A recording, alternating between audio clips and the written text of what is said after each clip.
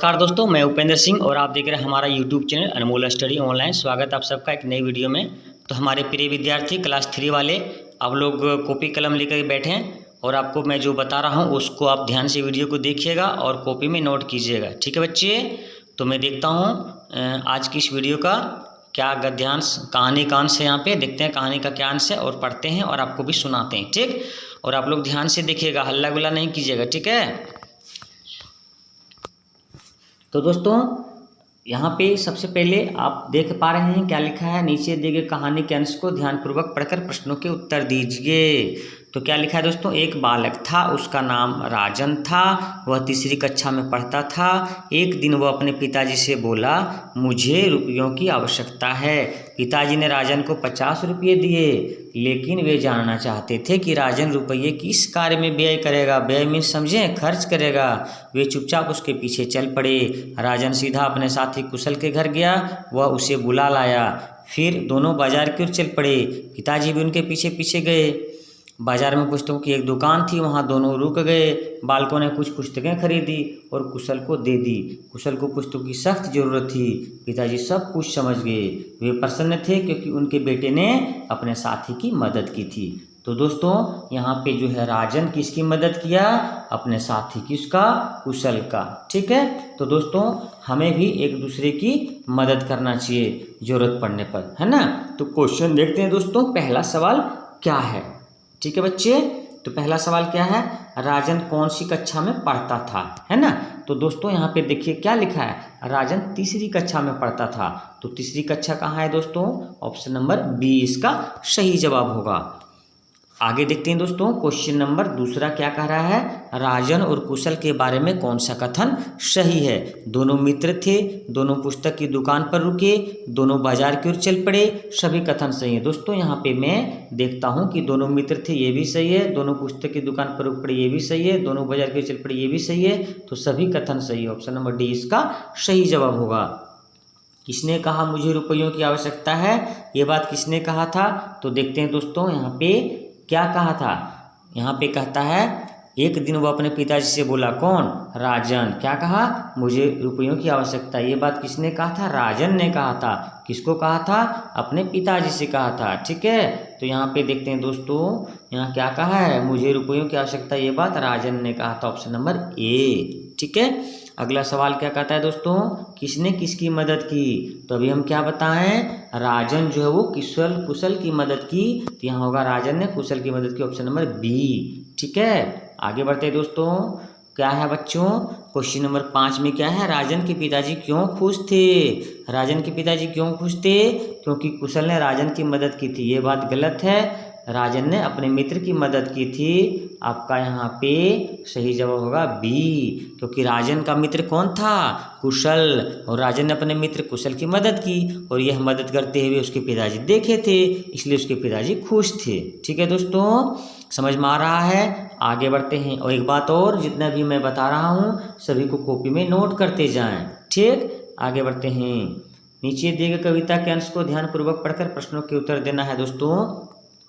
सुबह सुबह चढ़ जाती है ऊंचे महल अटारी धूप, फिर आंगन में आ जाती है अपने लिए सवारी धूप, फूल खिलाती और सजाती है सुंदर फुलवारी धूप, हंसती है और मुस्काती है भरती है किलकारी धूप।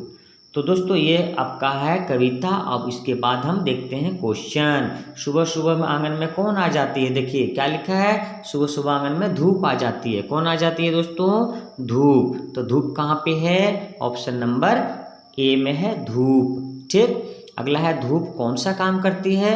धूप क्या लिखा है, फूल खिलाने का, फुलवारी सजाने का, विकल्प ए और बी दोनों। तो ठीक है, तो धूप का कौन सा काम करती है, यहाँ पे देखिए पढ़ लेते हैं एक बार। धूप क्या करती है, फूल खिलाती है और सजाती है, और सुंदर फुलवारी धूप यानी कि फूल को खिलाती है और सजाती है। ठीक है, तो यहाँ पे देखते हैं फूल क्या करती है, तो फूल खिलाने का काम करती है और फुलवारी सजाने का काम करती है। तो ऑप्शन नंबर यहाँ पे क्या हो जाएगा दोस्तों, ऑप्शन नंबर सी इसका सही जवाब होगा। आप नोट करते जाएं। क्वेश्चन नंबर 8 देखते हैं, निम्नलिखित में किस स्थान पर धूप पहुँचती है। देखिए 8, किस स्थान पर धूप पहुँचती है, आंगन में, ऊंचे महल में, फुलवारी में, सभी विकल्प सही हैं। तो कहाँ कहाँ धूप पहुँचती है दोस्तों, तो यहाँ देखिए क्या कहा है, यहाँ कहता है ऊंचे महल में धूप पहुँचती है, आंगन में पहुँचती है और फुलवारी में पहुँचती है। ठीक है, तो तीनों जगह धूप पहुँचती है ना। तो यहाँ पे सही जवाब क्या होगा? यहाँ पे होगा हमारा सभी विकल्प सही हैं। अगला क्वेश्चन नंबर 9, कौन सा जोड़ा सुमेलित है? सुमेलित मतलब सही जोड़ा में कौन है? तो धूप सुबह में है, ये आपका सही है। चांदनी दिन में, ये आपका गलत है ना। तो यहाँ पे सूरज रात, ये भी गलत है। तो कौन सा जोड़ा सुमेलित है? सुमेलित मतलब जो सही जोड़ा है। ठीक है दोस्तों, तो यहाँ पे देखिए आपका सही जोड़ा कौन है? धूप, जो कि सुबह में आता है, ये आपका सही जोड़ा है। बाकी दिन में चांदनी नहीं होगा और रात में सूरज भी नहीं होगा, तो ये सब नहीं होगा, ये सब आपका नहीं होगा। कौन सा हो जाएगा? 1 नंबर का, है ना। आगे सवाल देखते हैं। हंसना शब्द का विपरीत अर्थ वाला शब्द बताना है। तो हंसना का उल्टा क्या होगा? लिखा है गाना, रोना, मुस्काना, खिलखिलाना। तो हंसना का उल्टा यहाँ पे बताना है। उल्टा क्या होगा? रोना होगा। ऑप्शन नंबर 20 का सही जवाब। ठीक है, आगे बढ़ते हैं। आगे फिर कहता है कहानी का अंश है। तो कहानी पढ़ते हैं, बहुत मज़ा आता है कहानी पढ़ने में, है ना। तो कहानी क्या है आइए देखते हैं। एक पेड़ पर एक कौवा रहता था, पेड़ के कोटर में एक चूहा भी रहता था।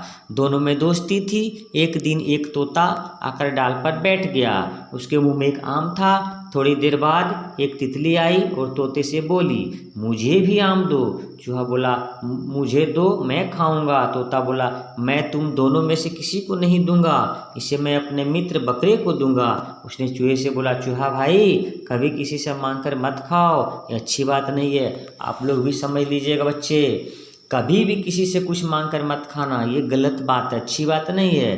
तो क्वेश्चन देखते हैं दोस्तों। प्रश्न संख्या 11 में क्या कहता है? चूहे का दोस्त कौन था? तो देखते हैं यहाँ पे क्या कहता था कि एक कौवा रहता था और पेड़ के कोटर में चूहा रहता था और दोनों में दोस्ती थी। ठीक है, तो किस में दोस्ती थी? कौवा और चूहा में, है ना। तो कौवा, चूहे का दोस्त कौन था? तो कौवा था। तो अब ऑप्शन नंबर 1 यहाँ पे सही जवाब होगा। आगे देखते हैं गद्यांश के अनुसार कौन सी बात अच्छी नहीं है? दूसरे से मांगकर खाना। तो क्या है? किसी से मांगकर खाना। ऑप्शन नंबर ये इसका सही होगा, है ना। आगे देखते हैं तोते से आम किसने मांगा? देखिए दोस्तों तोते से आम किसने मांगा, है ना। तो तोता से आम किसने मांगा था? क्या लिखा है यहाँ पे? तोता आकर डाल पर बैठा और मुंह में आम था। तितली आई और तोते से बोली, तितली ने मांगा था, है ना।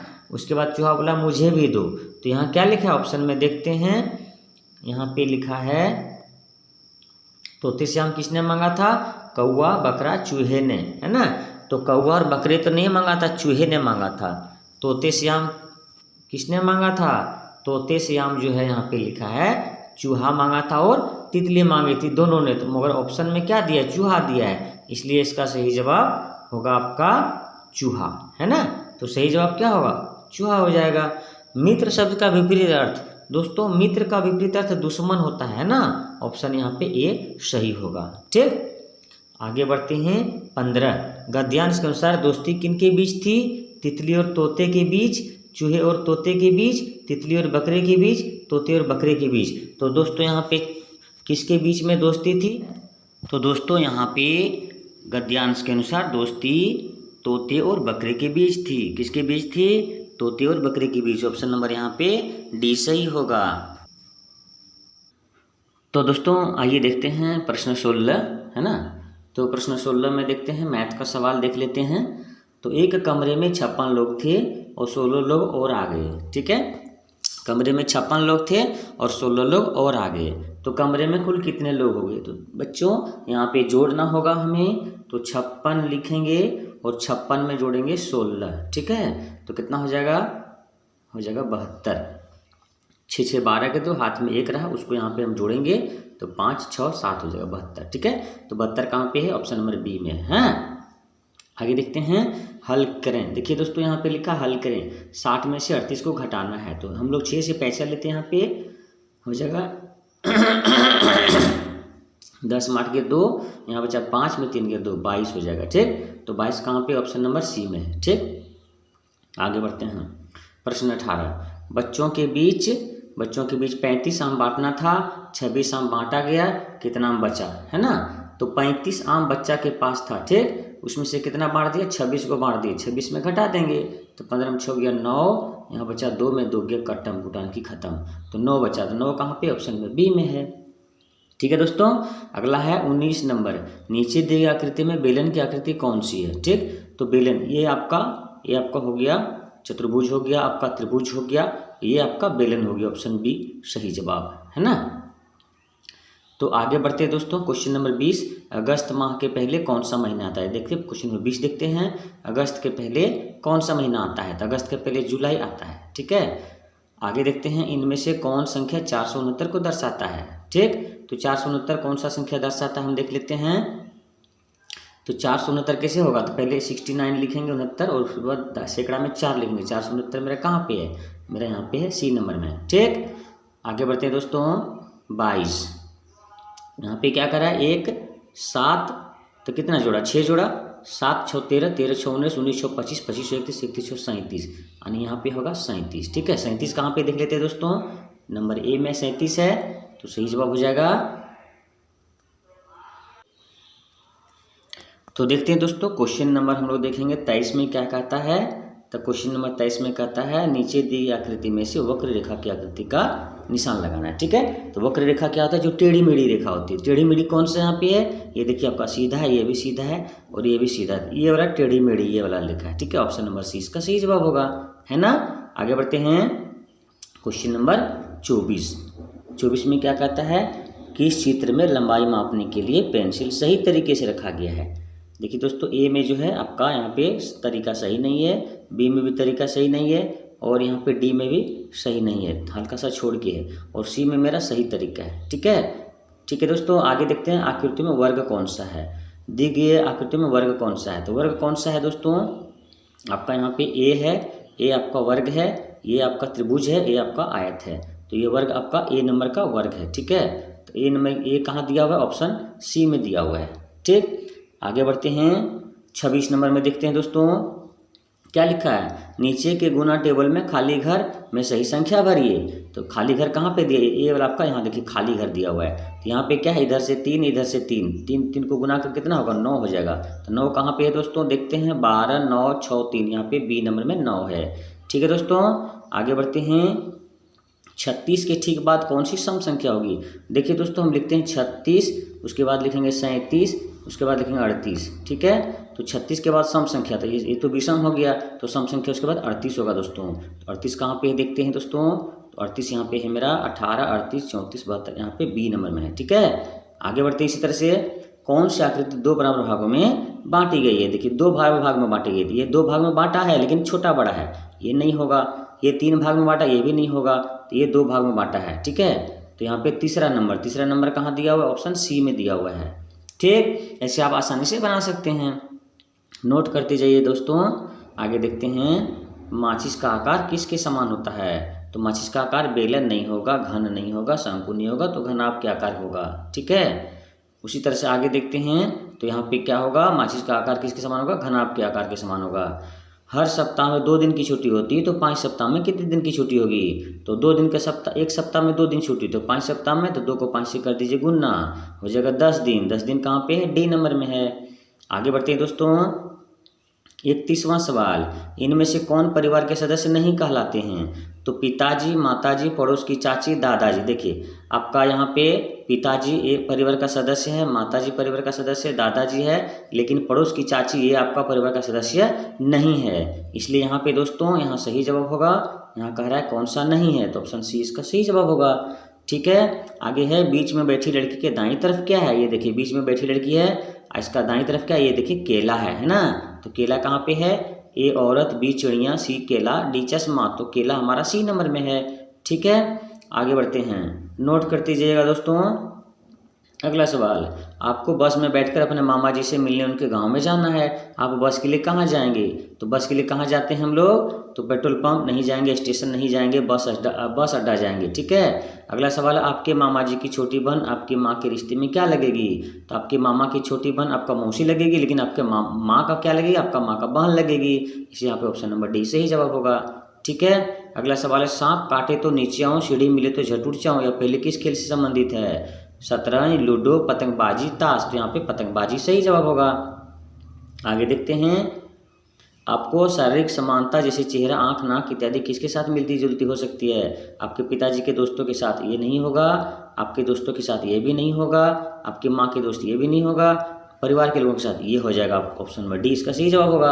आगे कहता है हमारा राष्ट्रीय पक्षी क्या है? तोता, कोयल, मोर, कबूतर। तो दोस्तों हमारा राष्ट्रीय पक्षी मोर है। आगे है, यदि ट्रैफिक लाइट में लाल रंग की बत्ती जल रही हो तो गाड़ी धीमी कर लेनी चाहिए, गाड़ी रोककर बंद कर देनी चाहिए, गाड़ी चलाते रहना चाहिए, गाड़ी की लाइट जला देना चाहिए। दोस्तों यहाँ पे क्या होगा, जब भी ट्रैफिक लाइट में लाल रंग की बत्ती जल जाए तो हमको गाड़ी रोक देना चाहिए और बंद कर लेना चाहिए। ठीक है, ऑप्शन नंबर बी इसका सही जवाब होगा।